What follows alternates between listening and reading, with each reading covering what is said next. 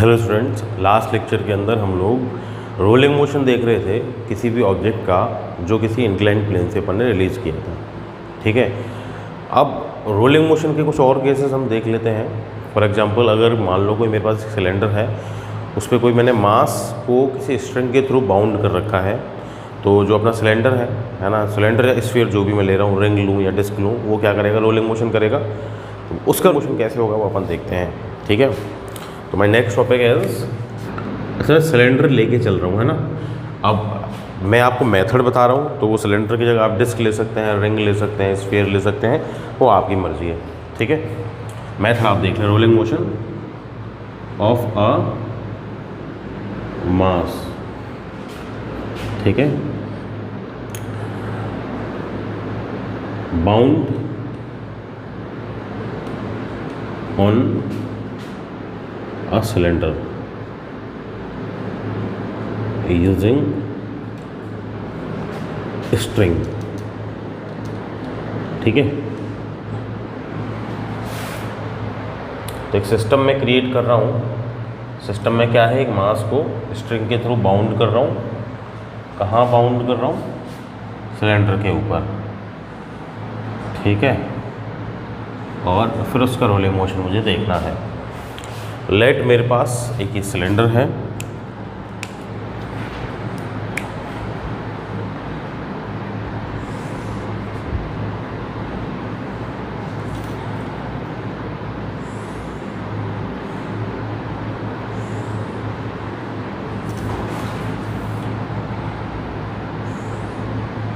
ठीक। अब ये जो सिलेंडर है,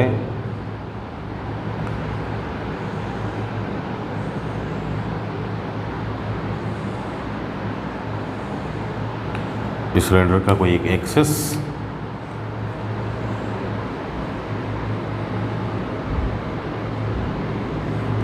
ठीक है, वो सिलेंडर पे क्या कर रखा है अपन ने कि एक मास ये यहाँ बाउंड कर रखा है। ये स्ट्रिंग के साथ ही मास अटैच है, रिलेटिव मास है क्या, स्मॉल है। ठीक है, अब जो मास है ये अपन का कुछ इस तरह है। ठीक है, ये स्ट्रिंग ऐसे आ रही है पीछे से, ठीक है, ये इधर से ऐसे।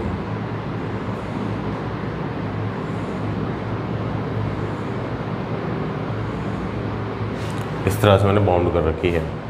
ठीक है, अब क्या होगा कि भाई ये जो मास है मैं, ये मान लो नीचे मूव करता है, डाउन साइड में मूव करता है, तो ये क्या करेगा, ये थ्रेड ओपन होगा, स्ट्रिंग ओपन होगी, स्ट्रिंग ओपन होगी, तो अपना ये जो सिलेंडर है ये क्या करेगा, ओमेगा वेलोसिटी से रोटेट करेगा।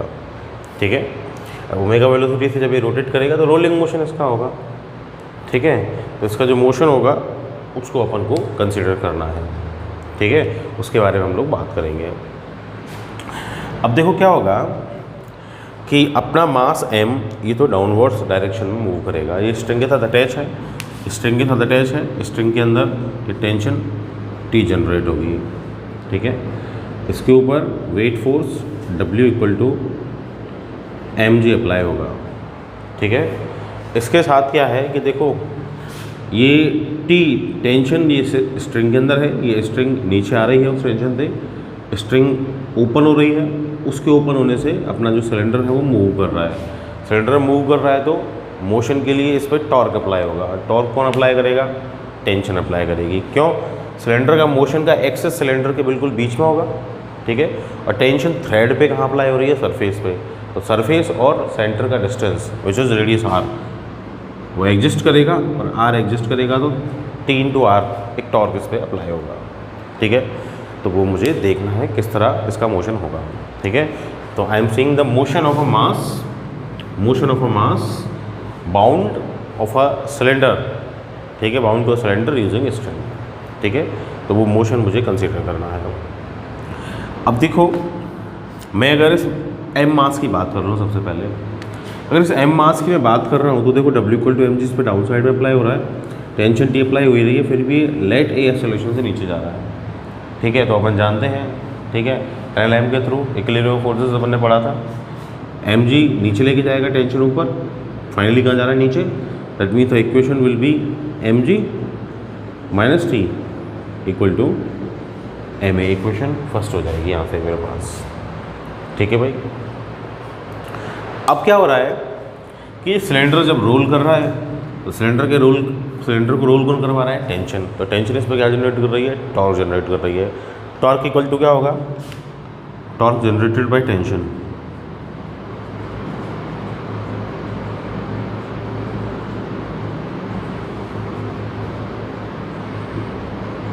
क्या हो जाएगी भाई?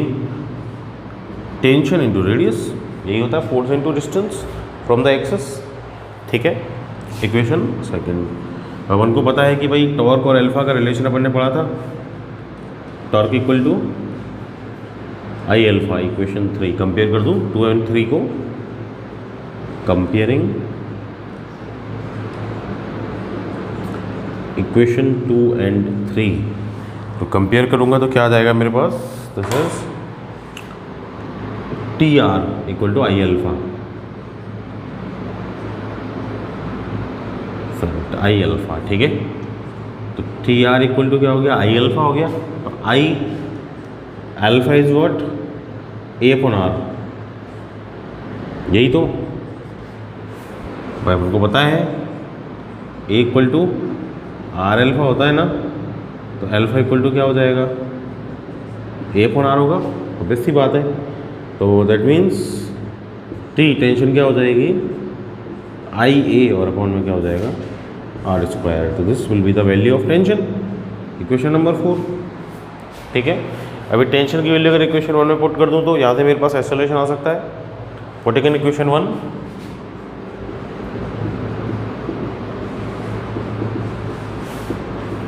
क्या हो जाएगा? M G minus T which is I A upon R square equal to क्या हो जाएगा? M A. ठीक है, मुझे क्या फाइंड करना है? एक्सेलरेशन। तो this is what?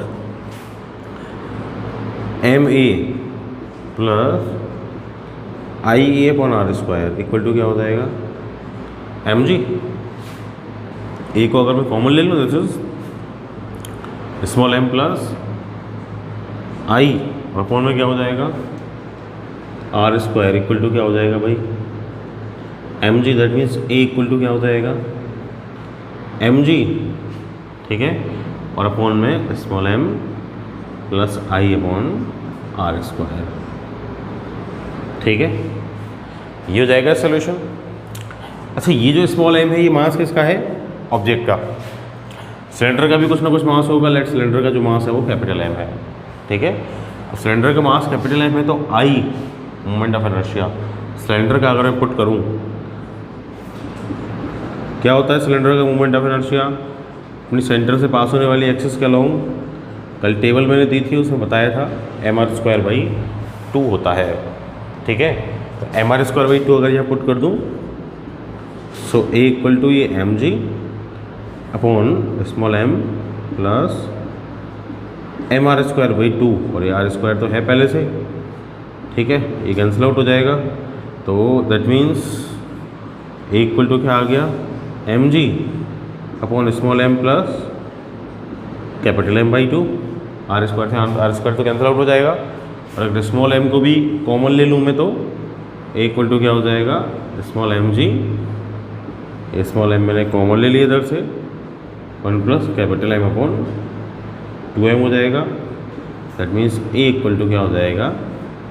Ji upon 1 plus capital M upon 2m हो जाएगा।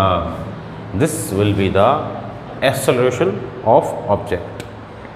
ठीक है भाई, तो ये जो मेरे पास एक्सेलरेशन आया, ये एक्सेलरेशन किसका आया है? ऑब्जेक्ट का आया है। ठीक है, ये लीनियर एक्सेलरेशन है जिससे अपना जो ऑब्जेक्ट है वो नीचे जाएगा स्मॉल एम मास का। अल्फा भी फाइंड कर सकता हूँ। ठीक है, angular acceleration alpha equal to क्या होता है? वही A upon R. R radius है रोटेशन के लिए। ठीक है, तो alpha equal to A upon R, G upon R and 1 plus capital M upon क्या हो जाएगा? 2m। This will be the angular acceleration equation. Number कौन सा हो गया? 4th, this is 5th and this is 6th। ठीक है भाई। अब एल्फ़ा आ गया तो टेंशन भी फाइंड हो सकती है यहाँ से, ठीक है। एल्फ़ा और ए दोनों आ गए तो हो सकती है टेंशन यहाँ से फाइंड। टी इक्वल टू क्या हो जाएगी, देखो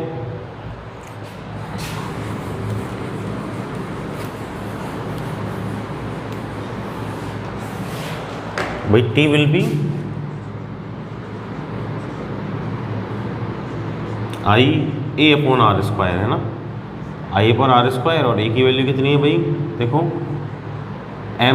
g upon 1 plus capital M upon 2m, यही वैल्यू ना टी की, टेंशन की, ठीक है, यही है। या फिर डायरेक्ट अगर मैं निकालना चाहूँ तो देखो ऐसे निकाल सकता हूँ, ये डायरेक्ट यहाँ से निकल जाएगा alpha upon R, I alpha upon R, square की ज़रूरत नहीं है अपन को।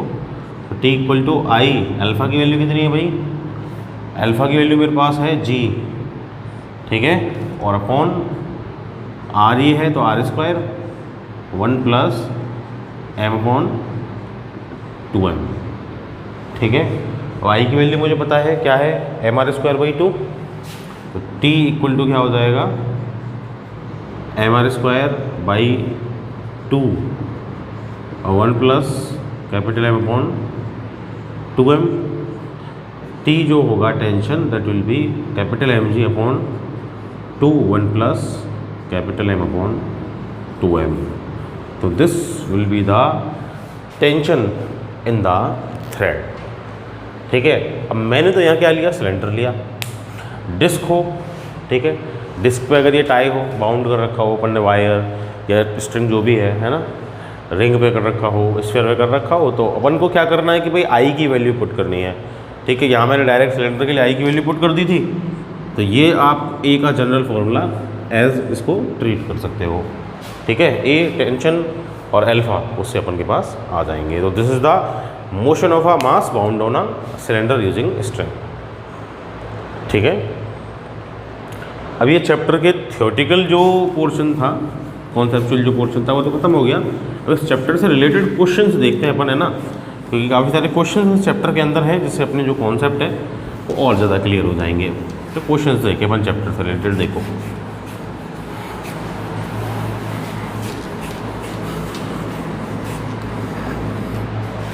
एक क्वेश्चन मुझे गिवन है, देखो क्या कह रहा है, 4 ऑब्जेक्ट्स, मेरे पास 4 ऑब्जेक्ट्स हैं, आई एम हैविंग 4 ऑब्जेक्ट्स। कौन कौन से हैं, a ring, comma a disc,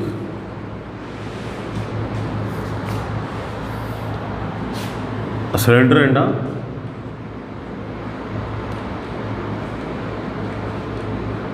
and a sphere। Sphere कौन सा है, सॉलिड स्फीयर, है ना।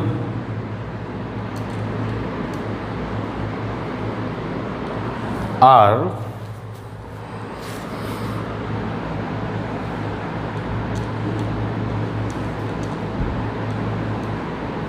rolling from an inclined plane,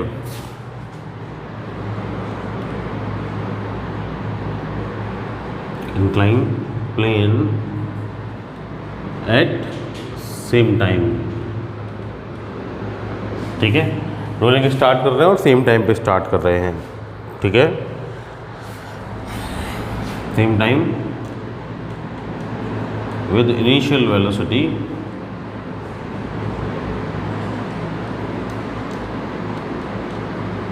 zero, ऐसे बोल रहा है।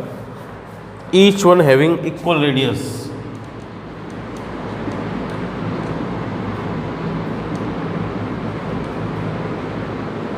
each one having equal radius। आगे पूछ रहा है which will reach the ground first,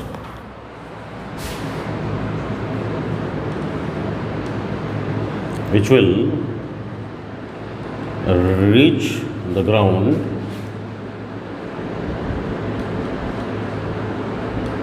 first, ऐसे बोल रहा है ना। अच्छा, वैसे तो डायग्राम इसमें गिवन है वो बना लेते हैं, रिक्वायरमेंट तो अपन को डायग्राम की शायद ही पड़ेगी इस क्वेश्चन के अंदर। ये डायग्राम अपन को गिवन है कि एक इंक्लाइंड सरफेस है, ठीक है। इस इंक्लाइंड सरफेस पे से ये ऊपर से ऑब्जेक्ट आ रहे हैं, ऊपर से नीचे ये ऑब्जेक्ट आ जाते हैं। ये h हाइट अपन को गिवन है डायग्राम में, ये s डिस्टेंस अपन को गिवन है, और ये एंगल अपन को गिवन है कि भाई थीटा है। अब मुझसे पूछ रहा है कि भाई कौन सा जो ऑब्जेक्ट है ना वो पहले आएगा, ठीक है। तो देखो क्या होगा, पहले आएगा मतलब कौन मिनिमम टाइम लेगा ये मुझे फाइंड करना है, ठीक है। टाइम t का फॉर्मूला मेरे पास था, क्या था,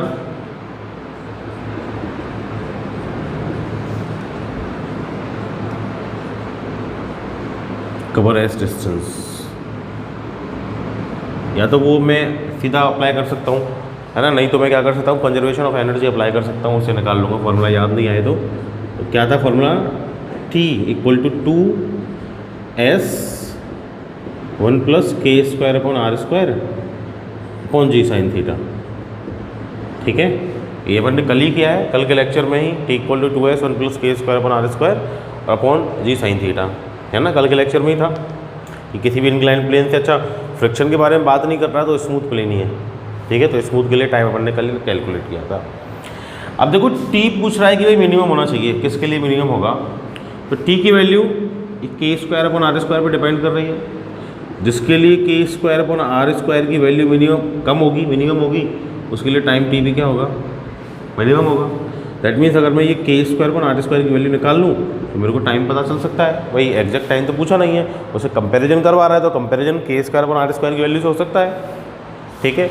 तो के स्क्वायर अपॉन आर स्क्वायर की वैल्यू निकालो भाई, क्या होगी, फर्स्ट निकालो इसके लिए डिस्क के लिए, पहले रिंग के लिए, ठीक है। अब रिंग के लिए अपन जानते हैं मोमेंट ऑफ इनर्शिया आई क्या होता है, एम आर स्क्वायर, ठीक है।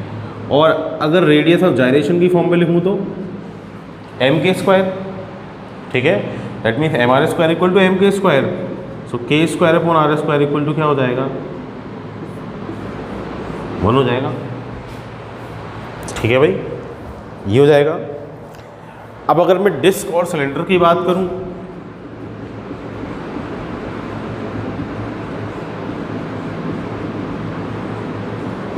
तो डिस्क और सिलेंडर के लिए आई इक्वल टू क्या होता है भाई, एम आर स्क्वायर बाई 2, और रेडियस ऑफ जायरेशन की फॉर्म में क्या होता है, एम के स्क्वायर, ठीक है। That means K square upon R square equal to क्या हो जाएगा, 1/2 विच इज 0.5, ठीक है। तो के स्क्वायर अपॉन आर स्क्वायर किसका कम आ रहा है, डिस्क और सिलेंडर का, किससे आ रहा है, रिंग से। इसका मतलब रिंग ज़्यादा टाइम लेगी और डिस्क और सिलेंडर जल्दी आ जाएंगे। एक तीसरी चीज़ और रह गई, क्या, स्फीयर। सॉलिड स्फीयर के लिए मोमेंट ऑफ इनर्शिया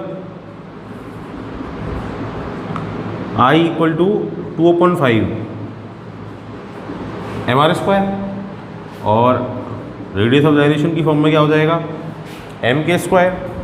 ये तो कैंसिल आउट हो गए, क्या निकालना है मेरे को, के स्क्वायर अपॉन आर स्क्वायर क्या हो जाएगा, 2.5, ठीक है। और 2.5 मीन्स क्या हो जाएगा, 0.4। दैट मीन्स किसकी वैल्यू कम है भाई, के स्क्वायर अपॉन आर स्क्वायर की, वो है सॉलिड स्फीयर के लिए। दैट मीन्स स्फीयर का जो टाइम है वो मिनिमम होगा, उसके बाद आएंगे कौन, डिस्क और सिलेंडर, ये दोनों एक साथ आएंगे इंक्लाइन प्लेन से ऊपर से नीचे, और सबसे लास्ट में कौन आएगा, रिंग, ठीक है भाई।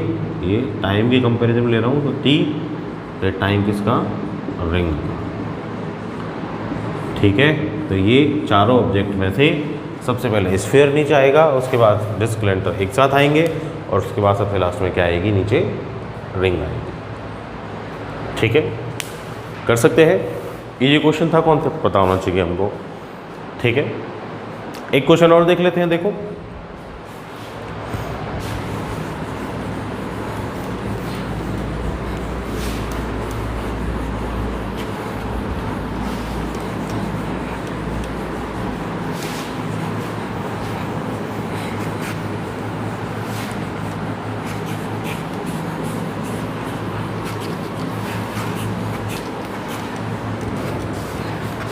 देखो भाई क्या बोल रहा है नेक्स्ट क्वेश्चन, तेरा जो व्हील एक व्हील है अपने पास,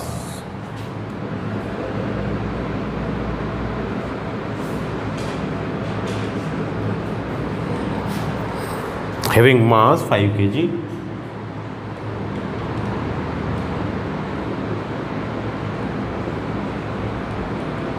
ठीक है, and radius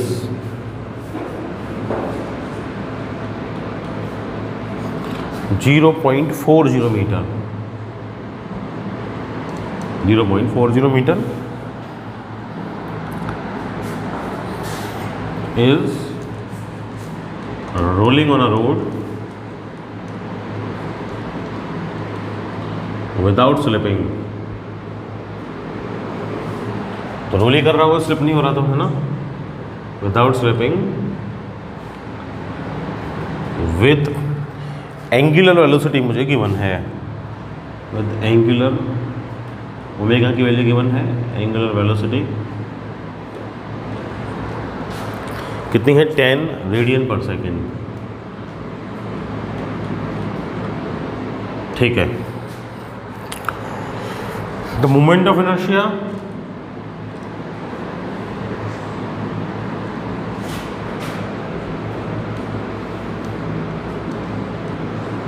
of wheel about its rotating axis,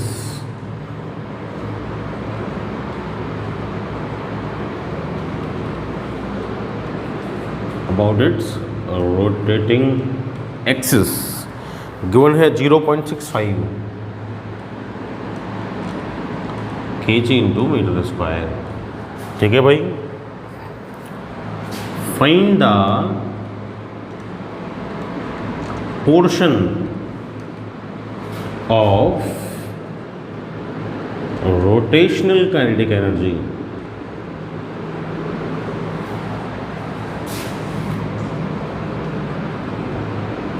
in total kinetic energy, ठीक है भाई। थोड़ा सा क्वेश्चन यहाँ से इसने चेंज कर दिया कि अपन से क्या पूछ रहा है, पोर्शन पूछ रहा है किसका, रोटेशनल काइनेटिक एनर्जी का कितनी है, किसमें, टोटल काइनेटिक एनर्जी में, ठीक है। अपन को देखो गिवन क्या क्या है, एक तो व्हील का मास गिवन है m = 5 kg, उसका रेडियस गिवन है 0.40 मीटर, उसका ओमेगा गिवन है 10 रेडियन पर सेकेंड, और साथ में क्या गिवन है, I which is 0.65 kg into metre square, ठीक है भाई, ये गिवन है मुझे। अब देखो क्या हो रहा है कि वो रोलिंग मोशन कर रहा है, रोलिंग मोशन कर रहा है तो ऑब्वियसली बात है दोनों उसके पास होंगी काइनेटिक एनर्जी, लीनियर भी होगी और रोटेशनल भी होगी। अब उसमें रोटेशनल का पोर्शन में से पूछ रहा है तो अपन को पता है रोटेशनल काइनेटिक एनर्जी क्या होती है,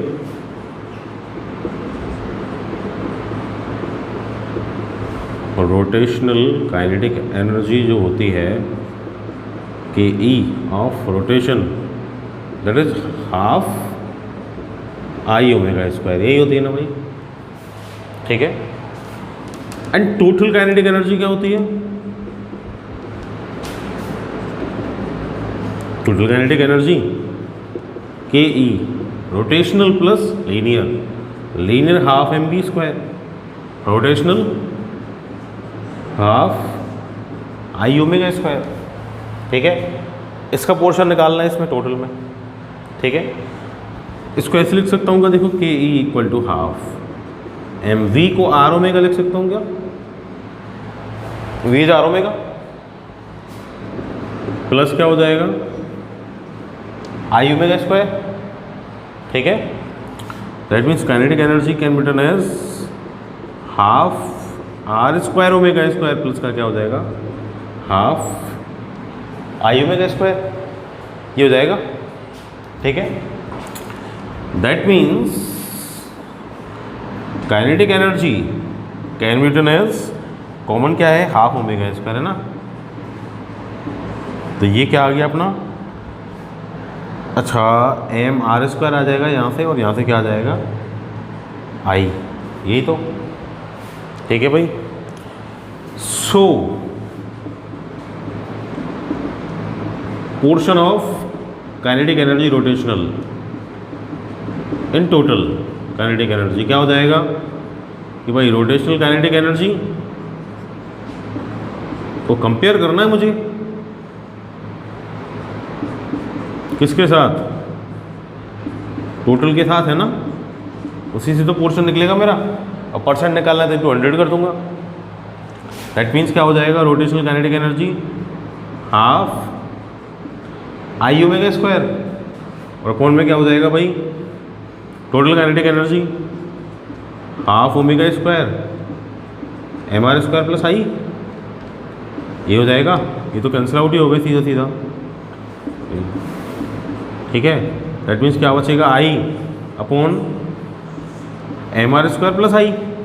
वैल्यू पता है मुझे, आई की वैल्यू कितनी है 0.65, एम मास कितना है 5 kg, रेडियस कितनी है 0.40, और प्लस में क्या है आई 0.65 हो जाएगा, ठीक है। सॉल्व कर ले पर इसको, तो मेरे पास जो वैल्यू आएगी पोर्शन ऑफ काइनेटिक एनर्जी की वो आएगी 0.448, ठीक है। और अगर इन परसेंट निकालूं 0.448 इंटू क्या हो जाएगा 100, तो क्या हो जाएगा 44.8%। दैट मीन्स जो टोटल काइनेटिक एनर्जी है, उस टोटल काइनेटिक एनर्जी में अपनी रोटेशनल काइनेटिक एनर्जी का जो पोर्शन है वो कितना होगा, वो होगा 44.8%, ठीक है। तो बाय कॉन्सेप्ट तो अपन ऑलमोस्ट इसके सारे कॉन्सेप्ट कर चुके हैं चैप्टर के, ठीक है। अब क्वेश्चंस अपन को करने हैं, तो जो भी क्वेश्चंस आपको मिले वो आप कर सकते हैं बुक के अंदर से, और क्वेरीज को आगे पूछ सकते हैं। आगे के लेक्चर में अपन इसके क्वेश्चंस ही डिस्कस करेंगे मैक्सिमम, ठीक है। So that's all for today, thank you.